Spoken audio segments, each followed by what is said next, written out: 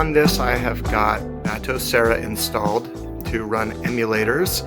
It will do, as of right now, the games I have loaded on the SD card are everything from Atari 2600, Nintendo, Super Nintendo, Game Boy Advance, MAME, and the Sega Master System.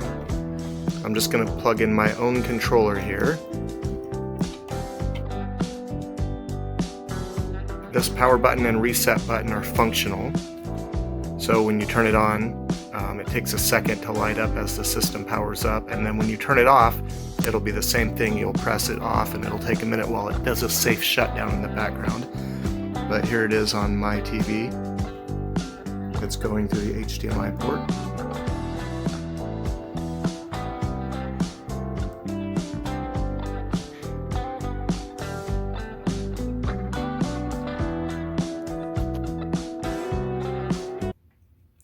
Turn some volume up here.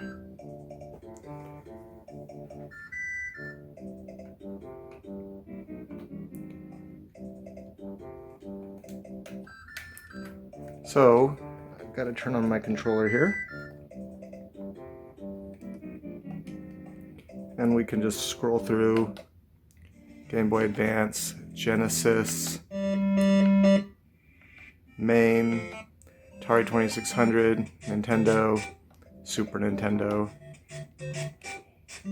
I'll just go ahead and select Super Nintendo. And then for all of the systems, I've downloaded all of the art, which would be your videos. I'm toggling just through all of these. And then we can just pick one here, Super Nintendo, and we can page down. And that's basically it. It's set up to use just the standard Xbox controller, so any X input will work for that. And then when it's time to turn it off, once again, we can just come down here and press power. It's flashing, it's doing a safe shutdown in the background, and it's off. And then now I've also plugged in wireless keyboard and mouse dongle instead of the game controller, as well as this Wi-Fi USB. You can also plug in through an Ethernet there, and we'll go ahead and turn that on. I've switched out the SD card that had the Batocera operating system that was for the emulator, and now I've switched it with the other SD card, which just has got Raspberry Pi, which is the native operating system.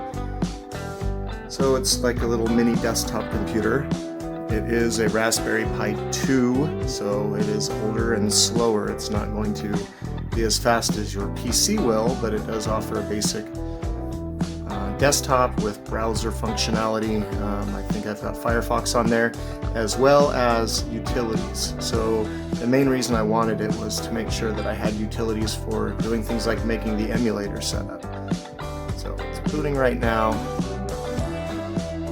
Just take a second to get to the desktop. And here we are at the Raspberry Pi desktop. We've loaded up our taskbar down there. And it shows that we're connected to the Wi-Fi. And that's basically it. If you want to see what you can do with Raspberry Pi, I'm sure you can go Google that. And then when we want to turn it off, you could go into, much like Windows or Mac, into a shutdown sequence, but this is set up to automatically do it with the push of a button.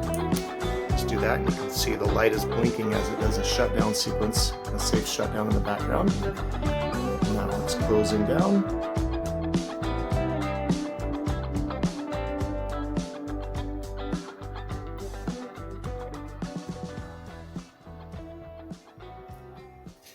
Light is off, and we're good to go.